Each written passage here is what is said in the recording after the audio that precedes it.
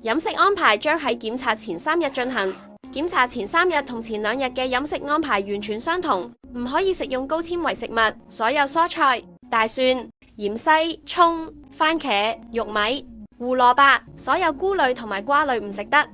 五穀雜糧包括全麥麵包、豆腐、豆漿、油豆腐、燕麥、堅果類花生果仁、紅米飯、糙米飯、芝麻黑椒等等。乳製品例如乳酪芝士，所有水果連罐頭水果都唔可以食。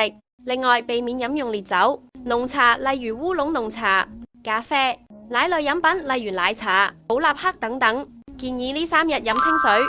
而可以食嘅食物包括肉類、海鮮、雞蛋，但係肉類記得要去筋、去皮同埋去肥肉。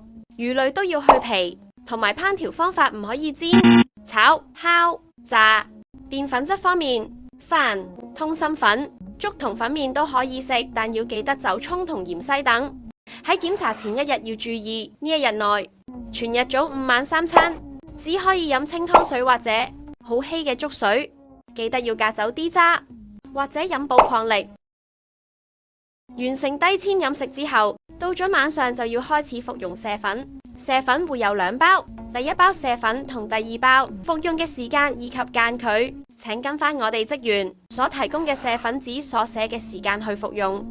服用方法係：先拆開瀉粉嘅包裝袋，然後將瀉粉倒入150毫升容器內，再將150毫升清水倒入容器，注意水溫用常溫就可以。兩者倒入容器之後，攪拌均勻，大約3分鐘就可以服用。第1包同第2包瀉粉之間，需補充寶礦力同埋清水各4杯，每杯250毫升。到咗服用第2包瀉粉，服用方法同第1包完全相同。喺服用瀉粉後嘅3小時內，同樣需要補充寶礦力同清水各4杯，每杯250毫升，直接帶變呈淡黃色並清澈見底。服用完所有瀉粉後，由凌晨開始禁飲食，直至第2日完成檢查。如有任何疑問，請向我哋同事查詢。